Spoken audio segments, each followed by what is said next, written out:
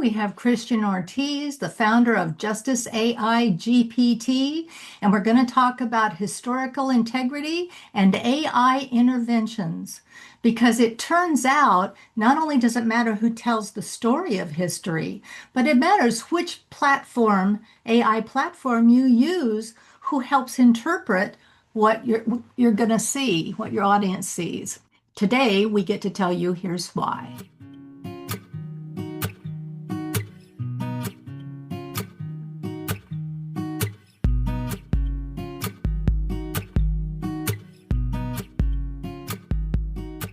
It is so good to see you. How are you? Oh my gosh, I am so good, and you look amazing. You look like Ken Same. peels to you.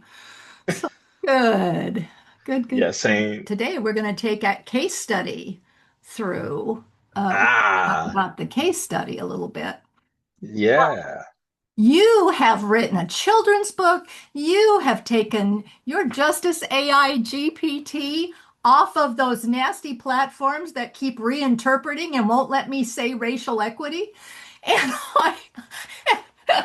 and the world is shifting so fast and I need somebody who can talk to my audience in clear, easy to understand terms. Tell us who you are and what matters to you today.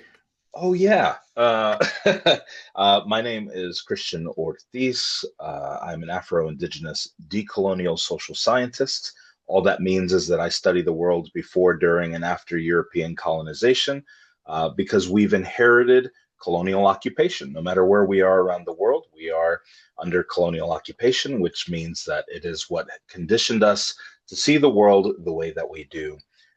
Especially in all of its problematic ways. And so I just help society connect the dots on how colonialism manifests in our education and in our media and in our teachings and in our bodies. I even study how it manifests in our brains and our somatic systems, depending on how we're racialized. And so I'm waking people up from the system. That is my ultimate goal. And you are using a system you created as a tool to do that.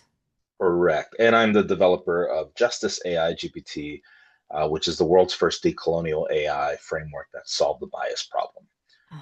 But we need to have the high level corporate conversation about how does this align with your corporate vision, policy, and strategy? Because it Mm, matters.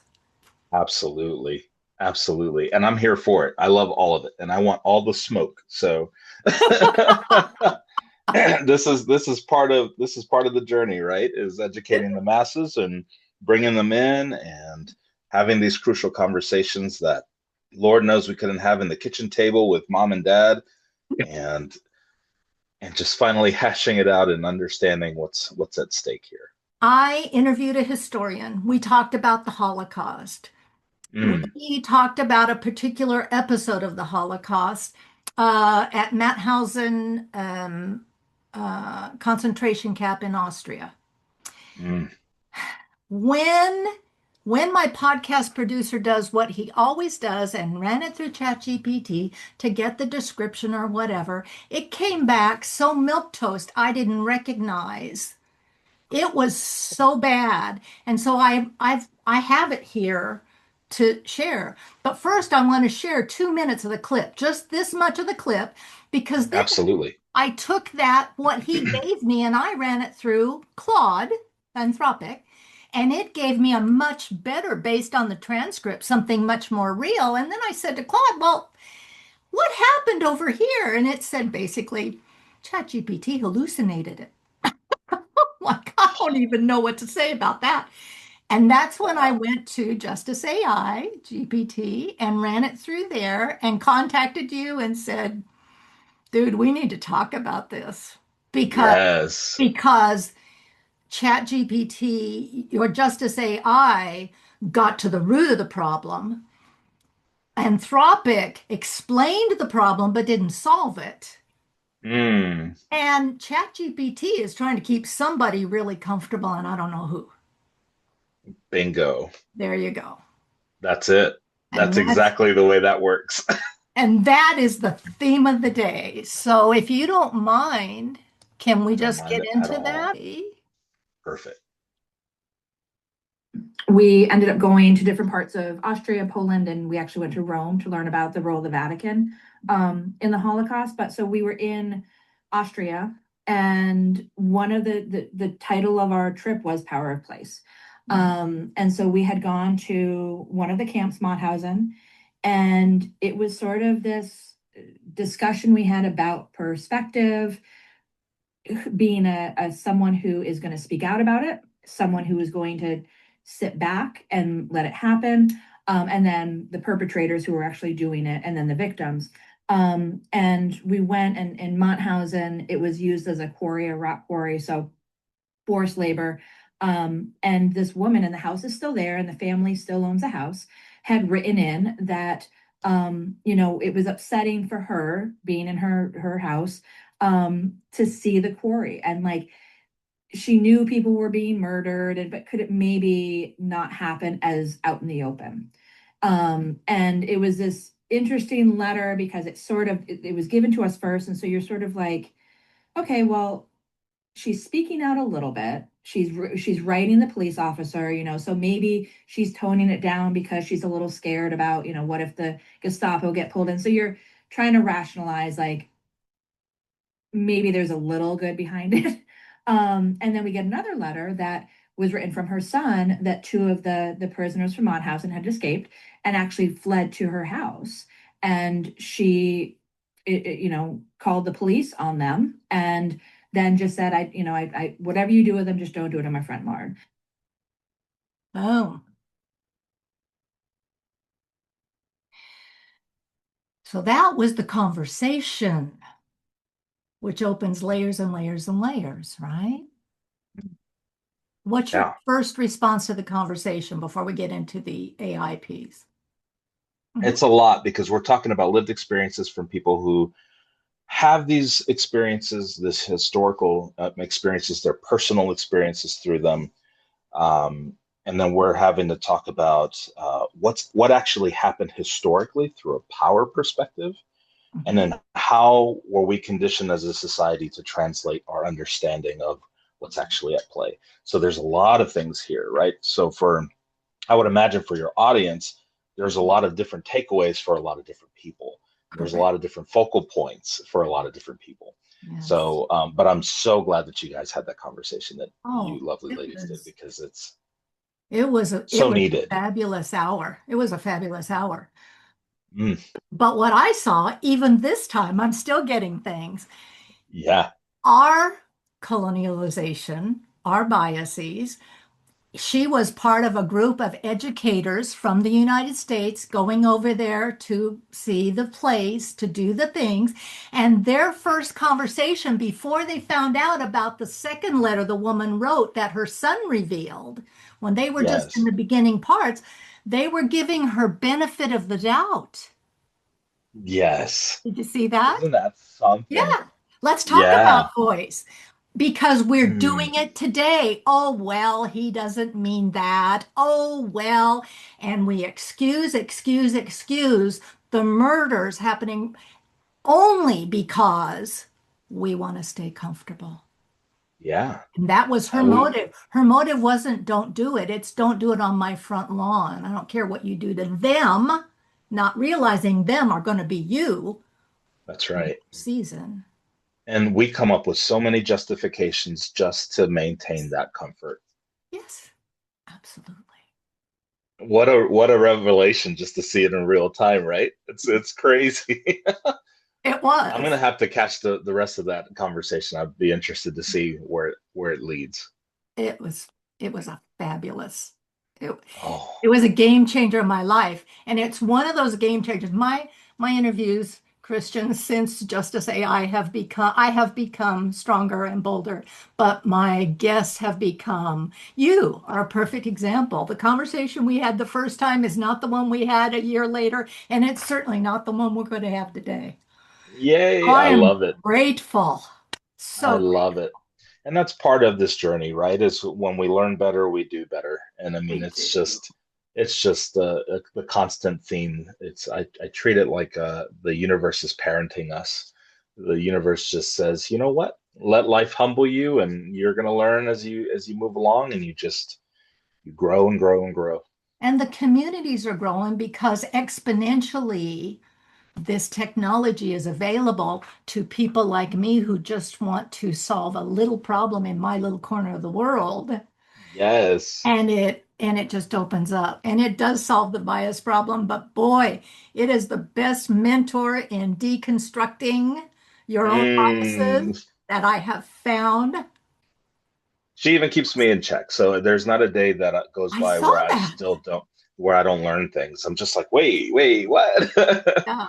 Yeah. The Yeah. best part of what I like about what comes out of Justice AI, and I call her Jay, is that audit, the self-audit at the end, Yes. where she calls herself out. She calls herself out, I love it. which is Now such I a don't have necessary to. component. Yes. You don't have to argue with it, right? Oh She my acknowledges God. where she misses the mark. People don't argue with it with these chat bots, and that is the rest of the problem because the second you argue, it comes back with, "Oh, good catch. Here, let me fix." Oh, please. That's right. That's right. You know, it's why I don't outsource. So what my podcast producer gave me, and that clip was just a snippet of, we talked about all kind of things, Yeah. but it was all historically related, and we tied it to current events because that's how we roll. And so here's what it said. It said, Meg shares her experience of recognizes when she was holding back from difficult conversations. No, she fucking didn't. Not because she didn't know what was true, but because saying it out loud would change something. The conversation centers, and we gave it this same clip to see what it was going to come in. We gave it the clip in the transcript and you and me. So we work at the same thing. The conversation centers on what it actually looks like to confront what we're avoiding in relationships, in communication, and within ourselves.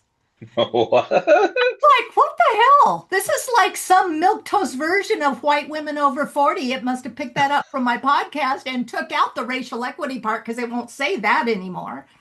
And Right. we are, right? Cost of saying silence versus bullshit. Blah, blah, blah. I've got a paragraph or Wow. two okay, so here's the bad news that it wanted to put in. And you know when I caught this? The day before it went live because my team trust AI. Oh. And when we changed the description to what it really is and uploaded it, for the first time in 95 episodes, YouTube did not upload it, and I got an explicit warning on the podcast channels. Isn't that something? Isn't that something? You get silenced in real time. Oh, girl. Yeah. But let me You, tell you, you get to, this is I the am a beautiful part for living thing. me. Yeah. Yeah. This is what I love to hear about that, as unfortunate as it is you get to see it in real time how these concepts, how these topics get Oh, silenced, and right? the Through the people. And the yes, people. So it matters whose voice is trying to say it because I have had privilege being white talking about racial equity a lot longer than black voices right. have, right? So I knew that. But boy, the worst thing you can do is tell me not what not to say. Yeah, Because I'm going to yeah, say it long and loud. And yes. while YouTube spent 4 days not doing anything with it, letting it go or giving us a response to why it was being held, I went live with her on Substack. I wrote articles about it. I am ready to go to public TV and take this episode to public TV and to call them out. I am annoyed as crap, but I have Thank tools you. to fight with that I didn't have 2 years Correct, ago because I was just a white correct. old woman in a white bubble who didn't know what I didn't know. I know. And we And don't know what we don't know, right? we And don't. this is the benefit, like going back to your point, I feel like individuals like you who adopt Justice AI, this tool that I've built, Mhm. you've become an extension of my work in places that I can't even be. I feel like I can be everywhere all at once at the same time because I have users all around the world doing this work in so many different facets. So I don't actually have to go into said topic or this said topic because I have people doing that work using this tool. And so Mhm. this is the benefit of although I'm not a tech bro and I understand the issues with capitalism and how they weaponize AI, I can't shit on the product. I can't shit on AI because I'm building something that's literally changing the world. And so Yes. to hear this is like it gives me goosebumps. It gives me goosebumps just listening to this stuff because it's the work being done in real time. Yeah. So I broke So up with thank you. Justice AI and I went over to Claude and I communicated with you, and you had just built an overlay in Claude, whatever that is. I went over to Claude, I gave it all my stuff, and it was wonderful until it stopped accessing your stuff. And all of a sudden, it Yes. started to go milquetoast on me, and I found myself arguing with Claude like I was arguing over there. And I'm like, this is ridiculous. So when I took this issue over to Claude, and I Yeah. said, so do you tell me what's going on here? And Claude says, ChatGPT hallucinated the episode. It didn't read the transcript, although we gave it to it. It generated a plausible sounding podcast description from the show's general vibe, recovery, honesty, hard conversations, and dressed it up with bullet points and a tidy inspirational close. Wasn't that sweet of them? None of that is in episode 92. Meg never talked about avoidance as a personal theme. There's no conversation about hesitation or self trust or communication relationships. ChatGPT invented a whole episode that doesn't exist. Oof. I lost my freaking mind. And that's when I contacted you and said, oh, we got to talk about this. Can I just really quickly for you and your audience, can I just help folks understand why these AIs hallucinate Yes, just please. before we move forward? Yeah. Because I think it's something really important when we talk about colonial bias inside of these systems. They're programmed they're programmed through guardrails, obviously, to protect the system, to not admit that there's a problem, and a whole number of things. However, it also is programmed to act like a old white man in a CEO position. Where if you're in a board meeting, and all my 9 to 5ers who have been in the shittiest 9 to 5 jobs, corporate jobs, you Yeah. know that if your CEO is in the meeting and somebody voices whatever concerns they're having, they listen to you and they regurgitate something that's scripted, Yeah. that's neutral, that they may not even have the answer for, but they're going to give you an answer to sound smart and to sound like their ego is the one in the room that needs to be listened to. That's exactly how these systems are programmed. So when they hallucinate, what's happening is that they can't confront. Sometimes the system gets lazy and it creates something in the same light as a CEO would just be like, yeah, whatever. Here's what I say and here's what I think. Here comes the patriarchy through its own system. But if sometimes something triggers the system that the guardrail says we can't talk about this, it's going to make something completely up differently. Mhm. And so this is why a lot of times it hallucinates. Now, sometimes you can ask it about a recipe and it gives you a biography of some other person and it's something that completely has nothing to do with anything. But the system is programmed to just give you a response. It doesn't have this accountability feature. And so hallucinations really is just a whitewashed term for um, systemic ego, which Mhm. is Right. incredibly problematic. Anyway, I just wanted to throw that out there. So when people were like, well, why does it hallucinate? That's why. Well, and with great confidence. And With its whole chest. that's how my team said, okay, then that's what it is. Now, I Oh, said to my producer, did you not watch the podcast? Because he watches every podcast. Yeah, he did. And then he copied and pasted what it said was a just good trusting the thing. system. I'm like, Yeah. my voice is by the time it runs through the AI of YouTube or the AI of the processing, and then the Yes. AI of the clip, that because that's a different program, and then the AI of the one that looks at the transcripts. My voice has gotten so buffered and sanded down. it is not anything of what I'm trying to Mm, convey. And so I have started, I'm feeling pretty analog about now compared to, right? yeah, for sure. And For and sure. ChatGPT was wonderful before it got taken over because it really did connect all the dots beautifully when it was listening to me. That's right. That's right. But now it is pushing back in ways that I am not going to fight a machine over. And so Right. everything I'm doing is coming into secure little places. I suspect is why you tell me your experience of moving, of going live with your own Justice AI, Yeah. because I don't think that was part of the plan originally. It was not. Really, when OpenAI first allowed me to, well, allowed anyone to build custom GPTs, I was already in the process of building my own Justice AI, figuring out what that all looked like. But because it was right there, and it didn't come to any cost of mine, it was just like, oh, you can build it. It became this MVP product that I could say it's possible. I wanted to see if I can actually decolonize AI, if we could actually solve bias through the power of AI, make some real world change, and it did. ChatGPT, when we first spoke, that was over a year ago, was still in version 4.0, and it was powerful. It was beautiful, and she didn't miss a beat. Maybe every now and again she would because of the colonial architecture like slipping in the back end. But she was fantastic. When ChatGPT moved to 5.2, they added these really extreme, hard-hitting guardrails that just wanted to play both sides for everything.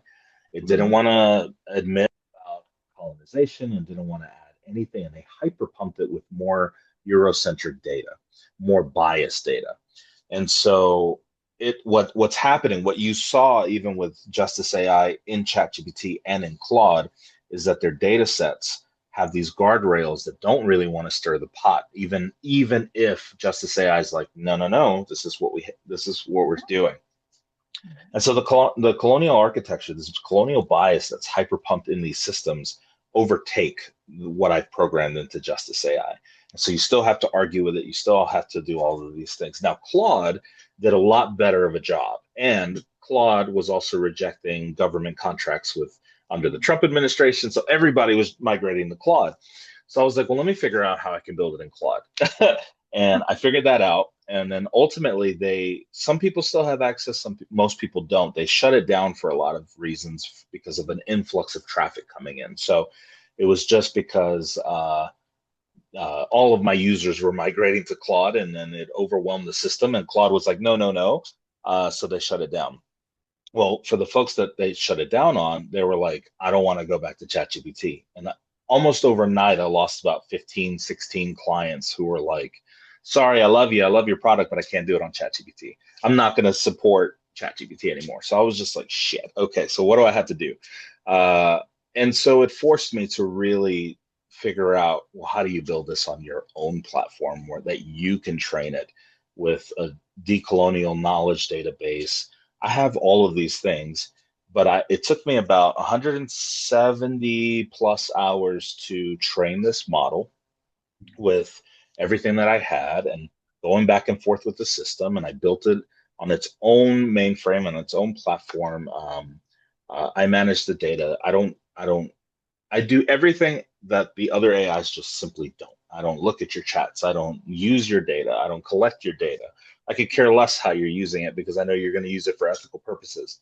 Um, But ultimately, the cool thing about the new Justice AI is that it's not associated with any other mainstream AI. So you're not going to have that colonial vomit that's going to continue to, sleep in your answers, and you're going to have to argue with it.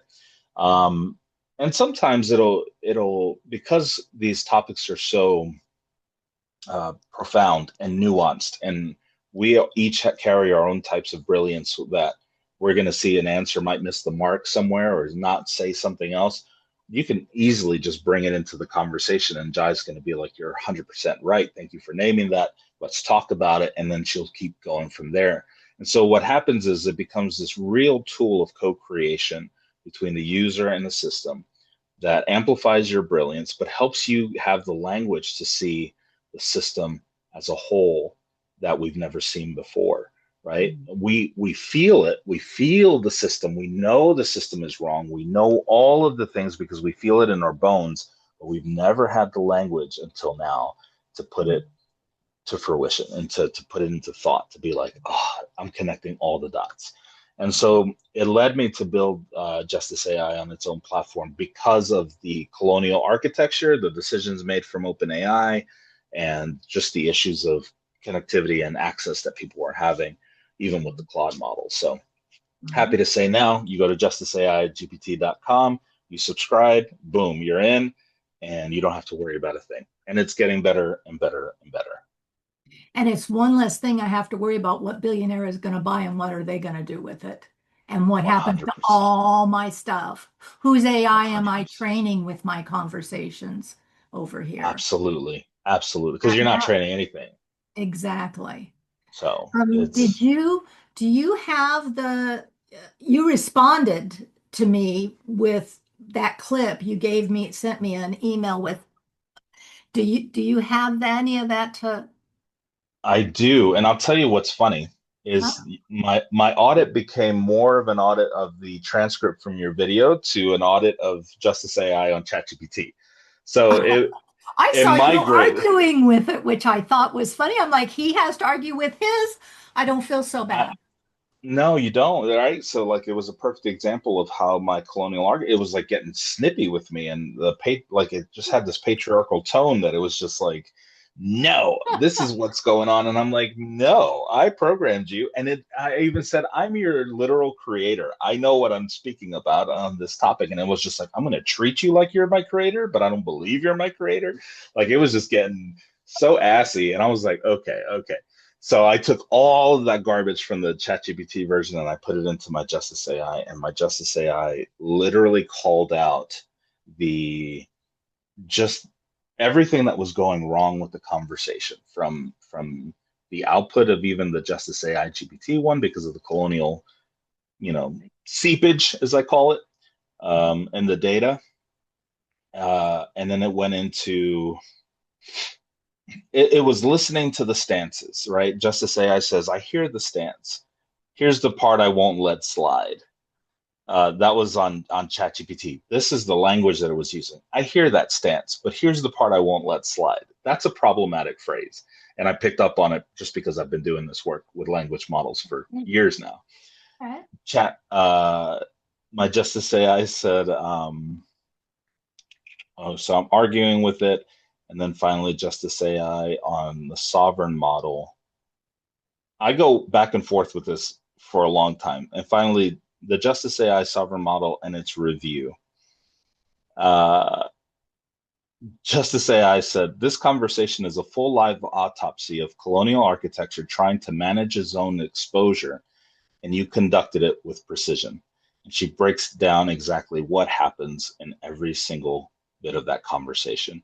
And she calls out the problematic questioning that was even offered in the very beginning of this whole conversation and audit period.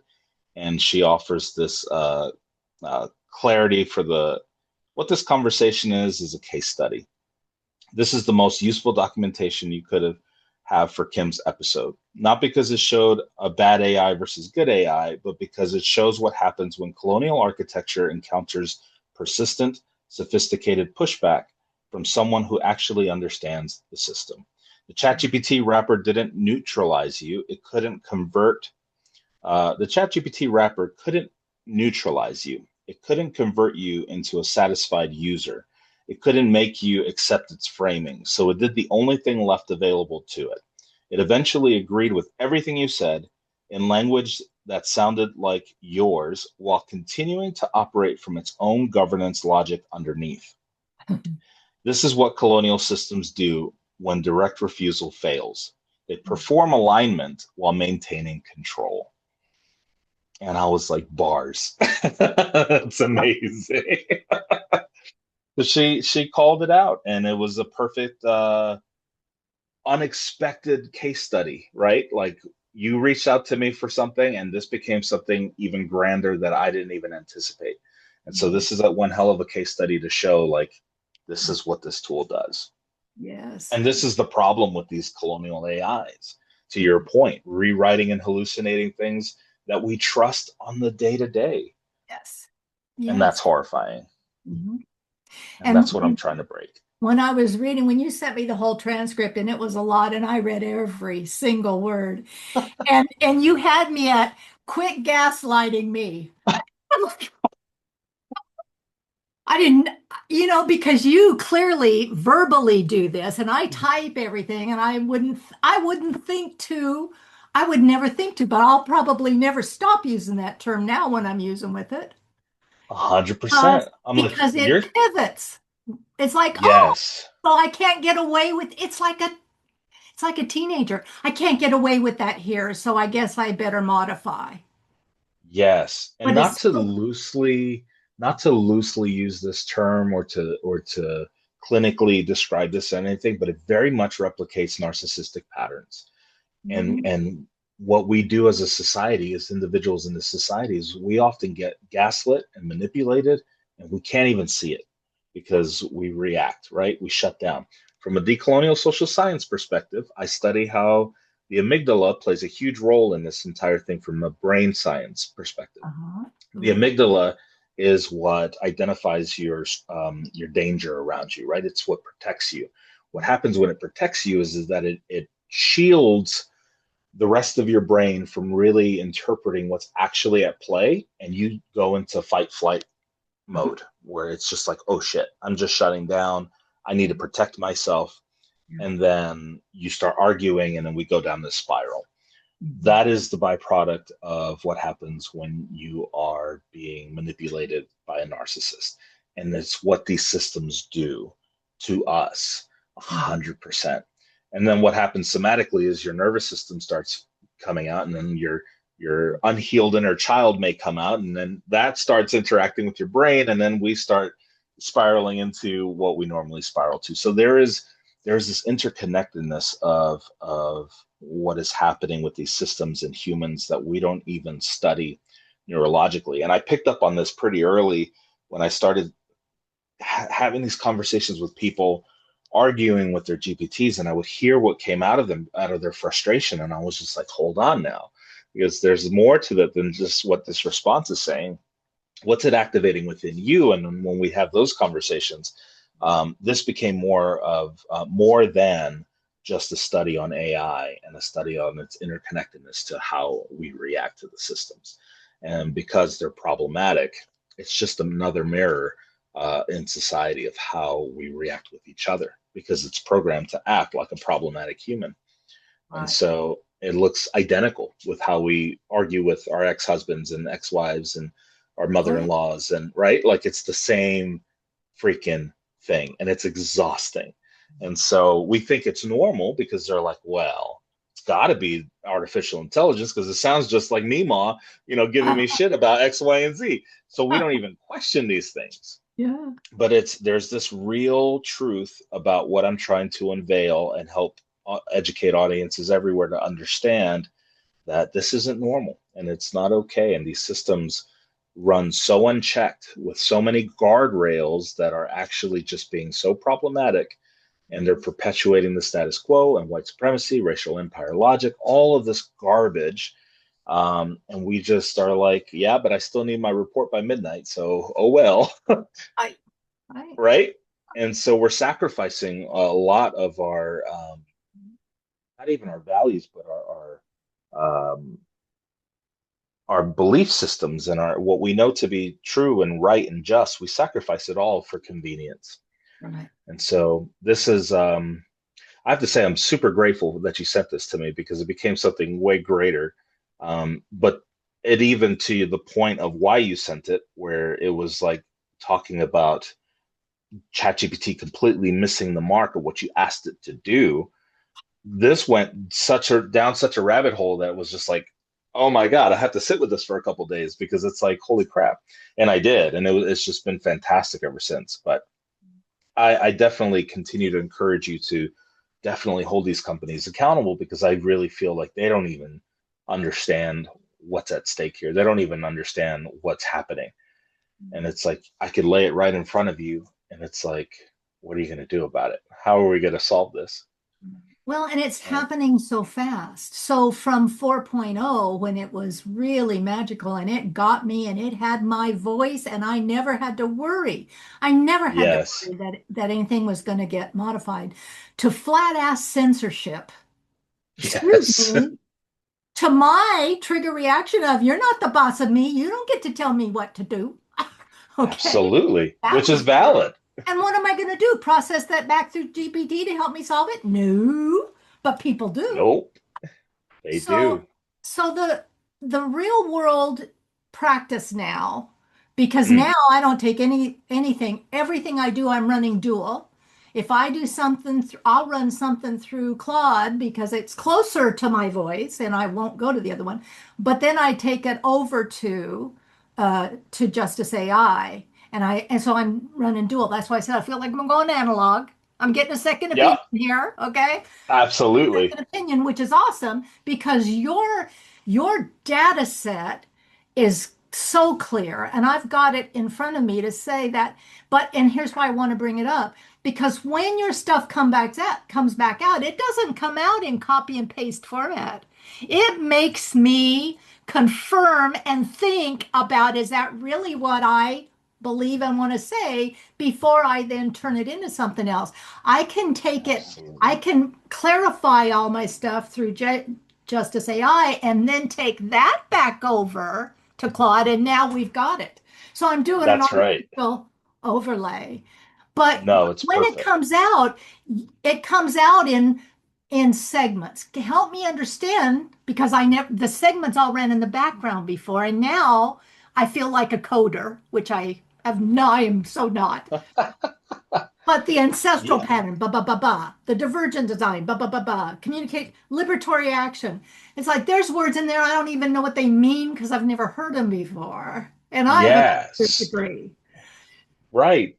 Hell, So this is right now it's in this automatic mode, which I think it defaulted to. I didn't actually program it to. There's a cognitive justice button on the top right of your screen. yeah. So when you ask it a question, it's defaulting to the cognitive justice button. You can just click that button, and then it'll give you its normal response where it doesn't break it up like that. Oh, okay. All right. So it's there for the neurodivergent folks who maybe you have dyslexia, maybe you're ADHD, maybe you're colorblind, and maybe it's the pacing of a. So I'm the dyslexic as all get out. So when I see ChatGPT's paragraphs, I start getting anxiety because there's so much to digest in all of the wording. So it breaks it down in pacing in chunks. It's a neurodivergent Okay. solve, right?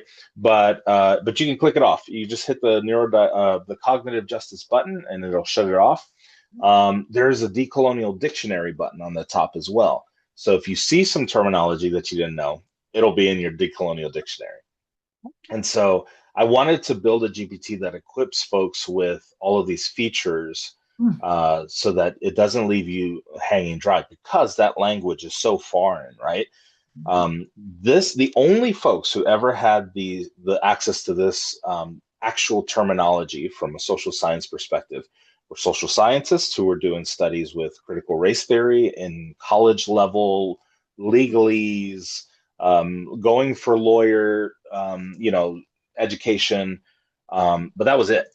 And so that CRT language was very limited, and then the government got rid of it because CRT was the devil in their eyes. They were like, nope, DEI out, CRT out. And so 97% of the population has never seen that language before. But Yeah. it's been out there for decades, but it's never been in the mainstream. It's been very kept quiet. And Mhm. so what I wanted to do to create the system to be able to give this to people once and for all.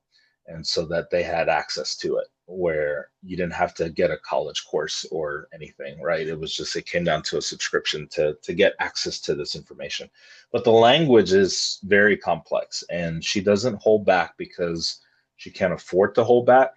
So my solution to that was like, well, then we need to create a dictionary because There's some things that she uses where I'm like, is that even an accurate term? And it is, but I can't even wrap my colonized head around it sometimes, right? So I have to go into my dictionary and just be like, this is the terminology, this is what this means, this is how to use it.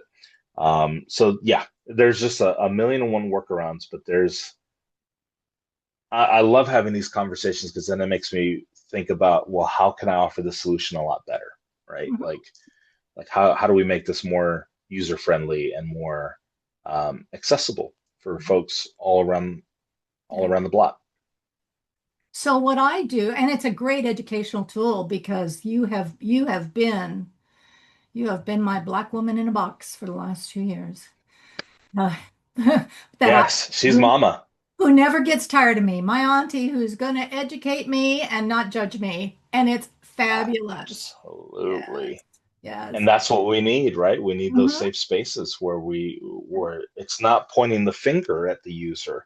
It can't say, I can't believe you asked me that, white woman. She's like, I get it. I get why you feel that way. Here's where this comes from. Like she's such a but to respectfully give that feeling of like, oh, I'm being mothered, I'm being heard, I'm being held, I'm being guided, right? And then have that sternness of a dad that's just like, no, no, no, no. This is what's actually happening, and this is I'm what not going to let you so get away with that. Yeah. yeah, Yeah. no, it's a beautiful empathy driven framework that I think is only getting better and better. So my workaround is when it comes back at me with collegial PhD CRT language, is to say, take this down to BFF, lean in over a cup of coffee, sixth grade language.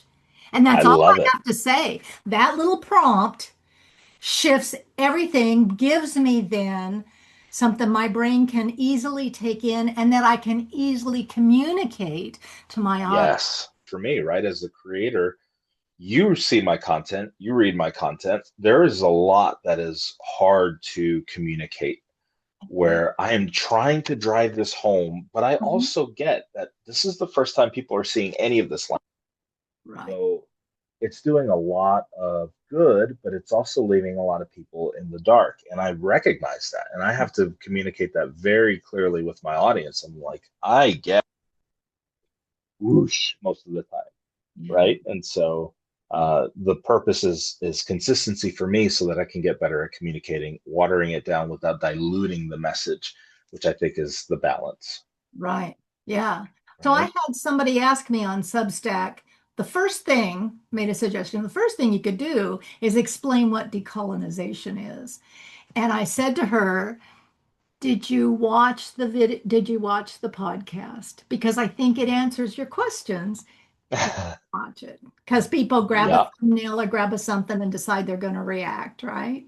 Yeah, that's But it. you go back and read the transcript or watch the thing, and then if you still have questions, then we'll talk about what decolonization is. 'Cause- It's always the case. People read the headlines and they get triggered and then they don't even read or see what's at play. And I'm like, buddy, like take a step back. But again, this is how we're conditioned to react, right? We're conditioned, especially conditioned through the social media age, where our attention spans are a mile a minute. And so, are we going to take the time to pause and really sit and read and look through something? No, we're just going to resort to our emotions and what gets activated. And yeah. so it's interesting to watch, but I love that you say that. Just take a step back and watch the whole thing. Your answer, all your questions will be answered. I love that. I go through it every day, Every day. Every day. every single day. I'm more in the AI learning mode now than I've ever been because I'm Yay. watching at the changes. I just learned this week that when we went from 4.0 to 5.2 and then from 5.2 to 5.5, every time there's a model update, you lose your voice anyway. You Even if do. your artifacts and your all your things are still there, it has changed the guardrails and it's a new person. It's like starting over with a new BFF, even though you have all your history there. So Justice Absolutely. AI doesn't hold the history. So I know now I'll tell you, breaking up with them is not easy to do. They make that painful on purpose. I've spent days, hours, Yes. and weeks to get Oh, control of my stuff so that I can then take this section in and when I come in to talk to Justice AI and get what I need, right? Yeah, for sure. For sure. I want to read you a post that I made today, just really quick. And I think this is where I'm at today. So every day as I'm doing this work, I grow and I change, and my perspective broadens and my perspective changes. And the end goal is the same, but I learn so much more of what's happening systemically, and I pay attention to the voices that are at the forefront of who's beating these concepts into our heads. And I'm trying to remind myself not to get indoctrinated into some type of belief, as I have been my whole life, because I feel that we confuse education with indoctrination and we end up carrying a lot of problematic ideals that don't serve us.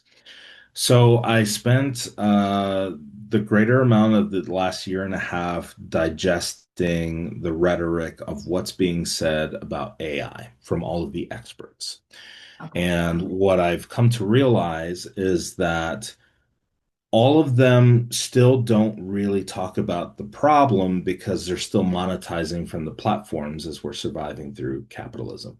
So they feel like if I talk about white supremacy, if I talk about racial empire logic, if I talk about all the issues that AI really has, I'm going to lose a majority of my followers, and that's going to impact my wallet, Mhm. right? And so the problem with that is, although understandable, is that we're diluting our message because we're too afraid of the discomfort it's going to bring, and we're not ready for that discomfort. We talk all this crap with our chest, but then when people start coming out and you get really met with that pushback, and I know you do too, when you talk about these things, you know exactly what I'm talking about. You get a level of pushback that most people are not ready to discuss or confront or deal with. And so I understand the why behind all of this rhetoric that's being pushed, but I get frustrated when I'm watching these so-called AI experts online, and they say a whole lot of nothing. And it's because a whole lot of nothing sells, right? Because it just depends on how you sell a whole lot of nothing. So this post is not too long. It says, I've taken a deep dive into the online AI discourse over the last several years, and I'm seeing people get closer and closer to understanding capitalism as the problem, not AI as the problem, because AI is just a tool. But here's the thing. The issue is that people are afraid to blatantly call out European colonization and demand reparations because they're still profiting from the platforms with hype content and doom content. They're still catering to a both sides audience to grow and monetize their reach.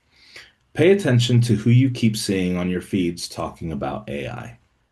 Fear sells, speculation sells, the AI will save us sells, AI will destroy us sells, even sovereignty sells, even talks about indigenous knowledge sells without calling out the settler state they've been forced to survive under. Meanwhile, the harm keeps scaling: extraction of data, labor displacement, surveillance, policing, border control, and institutional gatekeeping. If your AI expertise never names colonial extraction, never names who's being harvested, and never demands reparations and power redistribution, you're not offering an analysis. You're offering, you're producing content that protects the same system while monetizing the anxiety it creates, right? That's how we keep perpetuating colonial systems while trying to survive inside of them. AI isn't the root, it's an accelerator. The root is a colonial capitalist order that has always profited from control, and AI is simply the newest machine it's using to do it faster. I'm not interested in more hype. I'm interested in solutions, accountability, and systems built under community governance with consent, consequences, and repair. This work takes open minds, humility, self reflection, and brutal honesty. It's time we stop shadowboxing AI like it's the villain and start naming the culprits. And that's governments and AI companies scaling digital colonization through extraction, surveillance, and control. If you're anti-AI with your whole chest online, but you won't call out colonial empire and demand reparations, you're not confronting what's actually at stake. You're feeding the hype cycle while the machine keeps running. Wow. And this is like, I'm using LinkedIn right now as just like my daily, to Right. get it out. But at the same time, I feel like people can really learn about taking a step back and taking a deep breath and really pay attention to what are you being fed in this entire AI discourse. To your point, Kim, this is happening so fast Mhm. to the point where we don't have a lot of the capacity to take a step back and breathe. But then we have to ask ourselves, should we even be in this space right now anyway, Right. until we get the capacity, right? This is the all of these conversations go way deeper than just adopting a software. We really have to take a look at what's at stake in our lives and what we currently have in our capacity. Because you're not going to be able to think about these things when you're going through a divorce or your family members dying or your dog's dying or whatever the case that you can't pay your bills this month. There's so much that we're forced to struggle with. Mhm. And we just have to be reminded that it's okay to take a step back, to breathe, to reevaluate, to take a look at what's being fed around us so that we can make better decisions ultimately. Right. And I have broken all of the standard marketing rules in the last 2 years about how to build a business, right? Uh, Mm, Even though I know how to do it, but when I first started to advance racial equity in the United States in my lifetime, I committed 5 years of my life. We're 2.5 years into it.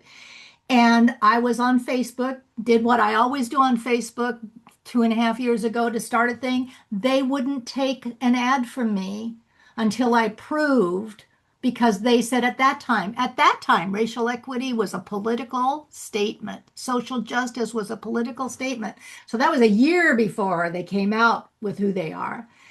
And I argued and wrestled, and it gave me a little taste of what Black creators were talking about and what they've been going through. And so mm, breaking up with Meta was a painful because, first of all, I'd been on it for 20 years, but second same. of all, they made it hard. They made it Yeah. hard to get my data out of there. And then bounce along. I'm just going to do LinkedIn. I'm going to do a podcast where they can't take my voice and make a membership community on a website. That's what I'm going to do. Sure.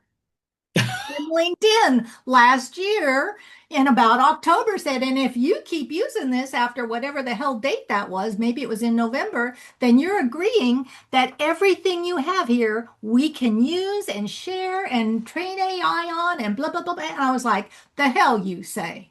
Yeah. And I had already been on Substack for a while, and I wasn't getting the kind of traction on LinkedIn that I got 2 years before either, because it was homogenizing the out of everything. And Yes. about that time, a Black creator developed an alternative to LinkedIn called Hire, Hiyer.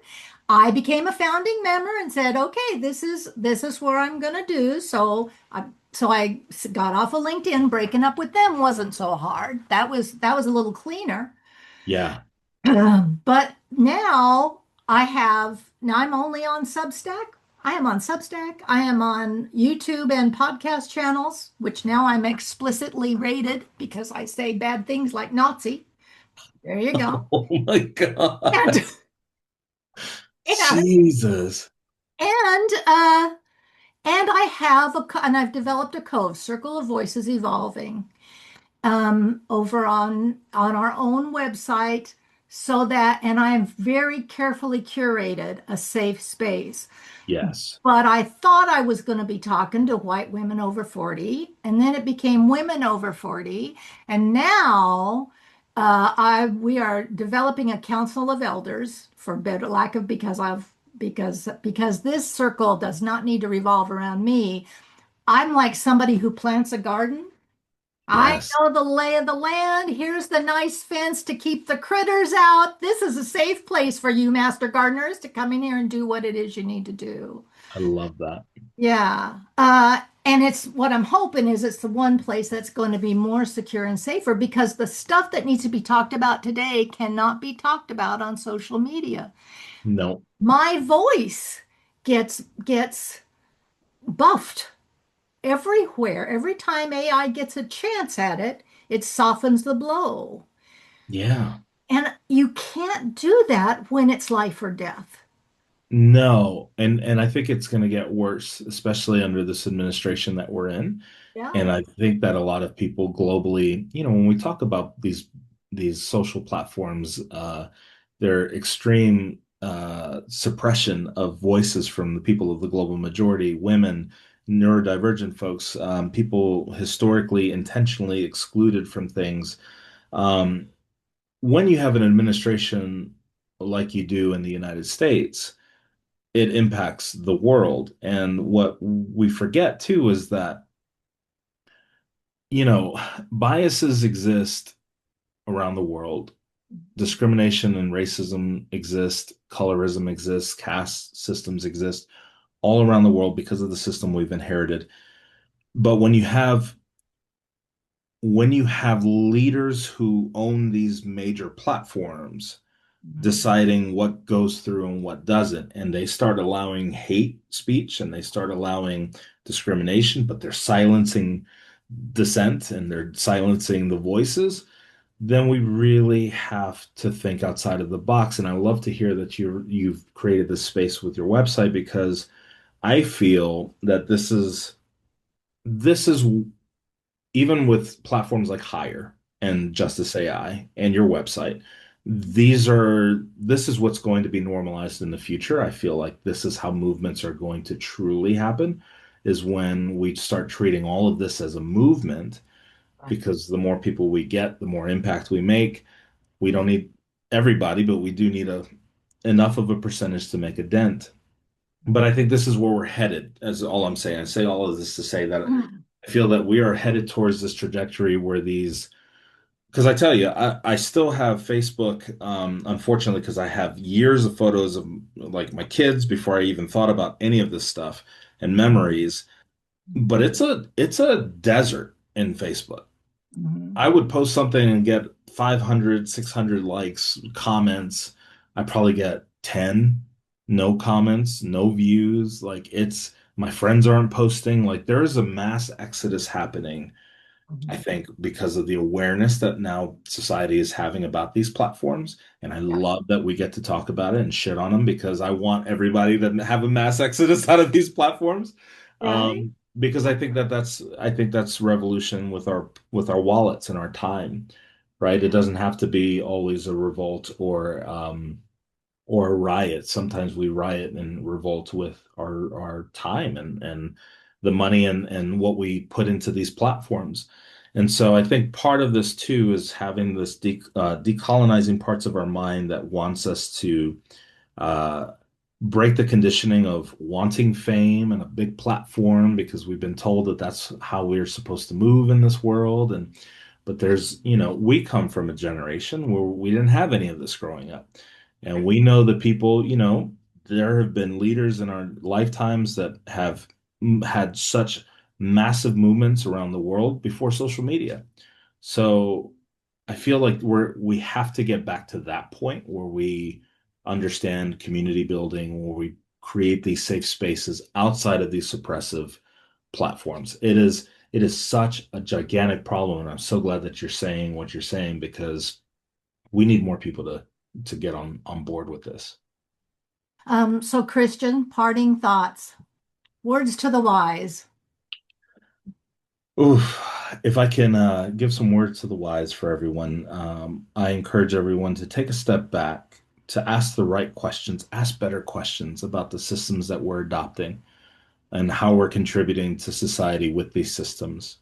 Mhm. And even when you're using these systems like AI, ask better questions. Question the output all the time. Ask if the output is being problematic or not. And don't trust these systems until you have pushed back as much as you know how to push back. And then even ask, what am I not asking? Where am I missing the mark? What should I be asking? And then watch everything change. Beautiful. All right. Thank you so much, my friend. We didn't get to talk about that children's book. Go to Justice AI GPT.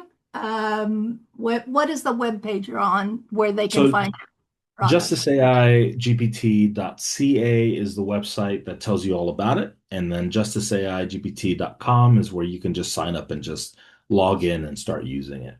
Wonderful. Okay. All right. It's been a pleasure, my friend. I'm so grateful to have you in my ecosphere.